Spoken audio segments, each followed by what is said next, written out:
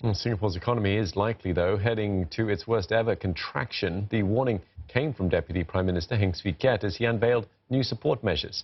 It comes as the Trade and Industry Ministry has also slashed this year's GDP growth forecast.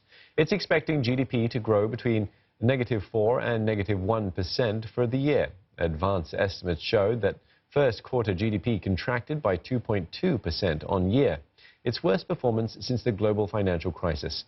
Kelly Wong explains. The construction sector took the hardest hit in Q1. Estimates showed the sector shrinking 4.3% year-on-year, a contrast to the 4.3% growth in the previous quarter.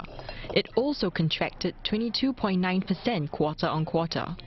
The decline was caused by supply chain disruptions and a delayed return of foreign workers because of lockdowns as a result of the COVID-19 pandemic.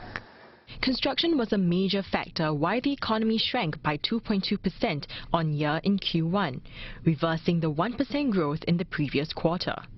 On a quarterly basis, the economy was down by more than 10%, a sharp pullback from the 0.6% growth previously. With new support measures to further help businesses, an expert remains cautious on how much it will boost the economy. But such funds will support companies with their cash flow, which is critical in preventing an even larger economic decline. It becomes a solvency crisis and the company folds. Then you cause unemployment, which is much harder to reverse. So we can, by taking a stitch in time, try to stop more lasting economic damage. But can we completely sidestep or avert the downturn? Very hard. Mr. Varathan adds that rebates and subsidies are useful to ensure liquidity and the circulation of funds in the system, which will stimulate the economy. But these are small steps in a long journey.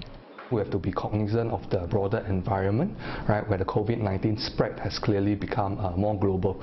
And that also means with the accompanying containment measures, it simply means a hit to global growth, and Singapore's growth will be deeper, more protracted and also broader, right? So I think the measures will be useful certainly to mitigate the downside, but probably it's going to be a bit difficult to overturn the whole situation.